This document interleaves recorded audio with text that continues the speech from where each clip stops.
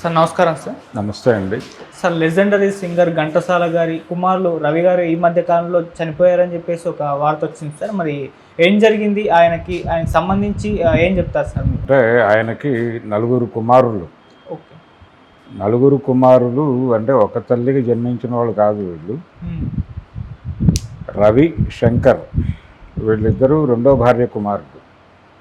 అందులో ఇప్పుడు రవి కన్ను మూసాడు. ఆయన 72 ఏళ్ల వయసులో కన్ను మూసాడు. ఆయన రికార్డిస్ట్గా ఉండేవాడు. ప్రభుత్వ సర్వీసుల్లోనే చేశాడు. ఆయన దూరదర్శన్లోను ఆకాశవాణిలోను చేశాడు. తర్వాత సన్ నెట్వర్క్ వాళ్ళకి స్టూడియో నిర్మాణాలు ఇలాంటివి పర్యవేక్షించేవాడు ఆయన. తర్వాత నెమ్మదిగా వదిలేశాడు. ఆయన వైఫ్ పార్వతి గారు, ఆవిడ నర్తకిగా చాలా పాపులర్. ఆవిడ మంచి పెర్ఫార్మర్. ఆవిడ కూచిపూడి చేసేవారు. అలా ఆవిడకి భరతనాట్యం ఒక రకంగా ఆవిడ ఒక స్కూల్ రన్ చేస్తున్నారు అక్కడ, ఒక కళాపీఠం లాంటిది. ఆవిడకి కళాయిమామని బిరుదు ఇచ్చి సత్కరించింది తమిళనాడు ప్రభుత్వం. అయితే ఈ రవి, శంకర్ వీళ్ళు, అలాగే వీళ్ళతో పాటు ఇంకొక అమ్మాయి మీరా, ఆ ముగ్గురు ఘంటసాల గారి ద్వితీయ కళత్రం తాలూకా సంతానం వాళ్ళు. ఆవిడ అంటే ఆయన రెండు ఇళ్ళకి వచ్చి అలా ఒక రోజు ఇక్కడ ఒక రోజు అక్కడ అలా గడిపేవాడు ఘంటసాల గారు ఉన్న రోజుల్లో. ఆయన చనిపోయే టైంకి తను ఇన్స్టిట్యూట్లో ఉన్నాడు, ఇంకా చదువుకుంటున్నటువంటి దశ. ఆ తర్వాత వాళ్ళ అమ్మగారే బాధ్యతలు అన్నీ నిర్వహించారు, సరళ గారు. ఘంటసాల గారు ఆయన మొదటి భార్యతో సావిత్రమ్మ గారితో కలిసి ఒక ఇంట్లో అద్దెకుండా ఉండగా ఆ ఇంట్లోనే ఇంకో పోర్షన్లో వీళ్ళు కూడా ఉండేవారు. అలా మొదలైన పరిచయం ప్రేమగా మారి ఆయన అమ్మాయిని పెళ్లి చేసుకోవడం జరిగింది. తిరుపతిలో పెళ్లి చేసుకున్నాడు ఆయన. ఆ తర్వాత రెండు కుటుంబాలకి కూడా సమానమైనటువంటి ఆదరణ చూపించేవాడు ఆయన ఉన్న రోజుల్లో. తర్వాత కూడా పెద్ద వీళ్ళ మధ్య భేదాభిప్రాయాలు అవేం లేవు. రవి కూడా ఆ మధ్య ఆయన ఒక ఇంటర్వ్యూ ఇస్తూ మా నాన్నగారికి మేము నలుగురు కొడుకులవనే చెప్పాడు. ఇలా డిస్క్రిమినేట్ చేసి చెప్పలేదు. నలుగురు కొడుకుల్లో పెద్దవాడు విజయ్ కుమార్, తర్వాత నేను, తర్వాత రత్నకుమారు, అలాగే శంకర్ అని చెప్పాడు ఆయన. అలాగే ఆడపిల్లల్లో ఆయన కుమార్తెలతో పాటు మీరా గారి పేరు కూడా చెప్పాడు.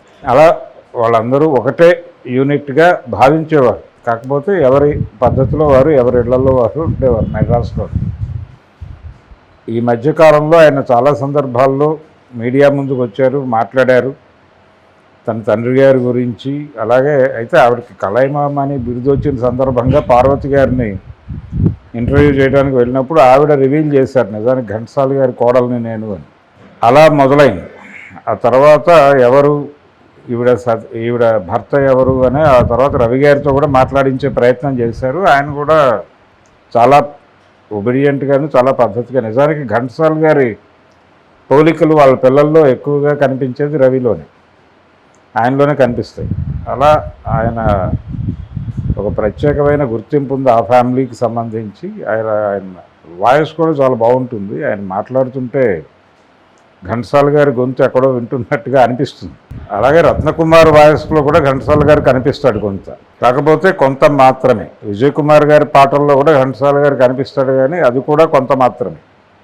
100% ఘంటసాలను ప్రతిధ్వనించడం అనేది కుదిరే పని కాదు.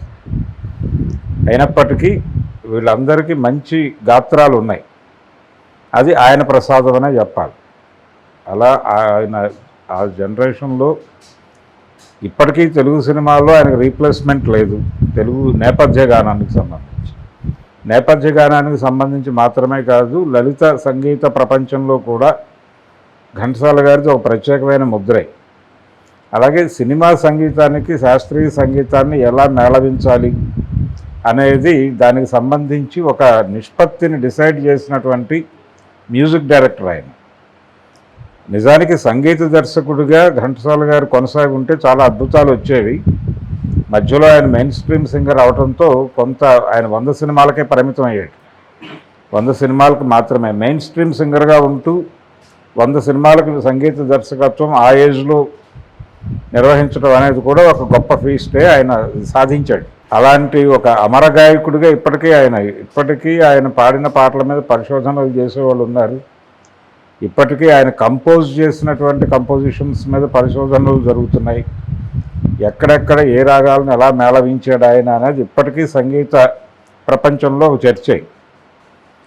పాడేటప్పుడు ఆయన ఎక్స్ప్రెషన్ ఎలా ఇస్తాడు అనేది ఇప్పటికీ చాలామంది అనుకరించే ప్రయత్నం చేస్తూ నిరంతరం ఎక్స్ప్రెషన్ ద్వారా ఆయన శ్రోతల్ని ఆకట్టుకుని కూర్చోబెట్టడం అనేది ఆయన టాలెంట్. ఆయన కవి, గాయకుడు, సంగీత దర్శకుడు, ఇలా అన్ని విద్యలు ఉండటం, అలాగే నటుడు కూడా. ఆయన ఎర్లీ డేస్లో రంగస్థలం మీద నటించినటువంటి అనుభవం కూడా ఉంది. దాంతో ఇవన్నీ మేళవించి పాటకు ఒక సంపూర్ణత్వాన్ని తీసుకొచ్చాడు. అదే ఆయన సక్సెస్. దాన్ని కొనసాగించేటువంటి వాళ్ళు ఎవరు ఆయన ఫ్యామిలీ నుంచి రాకపోవడం అనేది ఒక ఇబ్బందికరమైన విషయమే. కానీ వారి పరిధిలో వాళ్ళు ఘంటసాల గారి ఇమేజ్ని నిలబెట్టే ప్రయత్నమే చేశారు. అది విజయ్ కుమార్ గారైనా, లేకపోతే రవి అయినా, లేకపోతే శంకర్, రత్నకుమార్, వీళ్ళందరూ ఆయన డబ్బింగ్ చెప్పడంలో చాలా సిద్ధాస్తుడు కదా. రత్నకుమార్ ఆ రోజుల్లో డబ్బింగ్ అనగానే రత్నకుమార్ వైపు చూసేవాళ్ళు జనాలు. మోహన్, వీళ్ళందరికీ డబ్బింగ్ చెప్పింది ఆయనే ఆ దశలో. అలా ఈయన అటువైపు వెళ్ళదు, కానీ తెర వెనకే ఉండిపోయి దూరదర్శన్, ఆకాశవాణి వారికి సేవలు అందిస్తూ ఆ ఉద్యోగంలో అలా సెటిల్ అయిపోయి ట్రాన్స్ఫర్లు అలా తిరుగుతూ రిటైర్మెంట్ తర్వాత సన్ నెట్వర్క్తో ఆయన కాంట్రాక్ట్లోకి వెళ్ళాడు.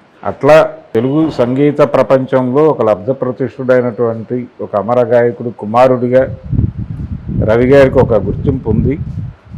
ఆయన కన్నుమూయటం అనేది విషాదమే కానీ ఇక అది తప్పదు. ఆయనే చెప్పినట్టుగా ఇది తప్పనేటువంటి ఒక వాస్తవం, దాన్ని అంగీకరించి ముందుకెళ్ళటమే అని అన్నాడు ఆయనే, ఘంటసాల గారు.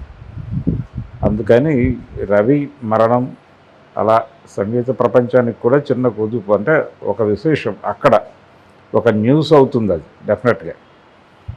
ఎందుకంటే ఆయన మీద ఉన్నటువంటి ప్రత్యేకమైనటువంటి అభిమానం ఇప్పటికీ నడుస్తోంది. అది ఆయన వెళ్ళిపోయి ఇన్ని సంవత్సరాలు అయినా కానీ ఇప్పటికీ ఆయన ఇమేజు, స్టేజీల మీద ఆయన పాటలు పాడకుండా ఏ వేదిక కూడా పరిపూర్ణం కాదు అనేటువంటి వాతావరణం ఉండటంతో ఇప్పటికీ రవి గారు వీళ్ళందరినీ కూడా తమ సోదరులుగానే చూస్తారు తెలుగు శ్రోతలు. అందుకని ఈ వార్తకు ఒక ప్రాధాన్యత చిక్కింది తెలుగు ప్రాంతాల్లో. తెలుగుదేశం అనగానే పార్టీ కాదు, తెలుగు ప్రాంతాలలో అనేది నా ఉద్దేశం. అందుకని ఇది ఒక ప్రత్యేకమైనటువంటి విషాద వార్త. ఇది ఎవరికైనా కానీ షాకింగ్ న్యూస్. తమ సమీప బంధువు వెళ్ళిపోయినట్టుగా ఫీల్ అవుతోంది తెలుగు సంగీత ప్రపంచం.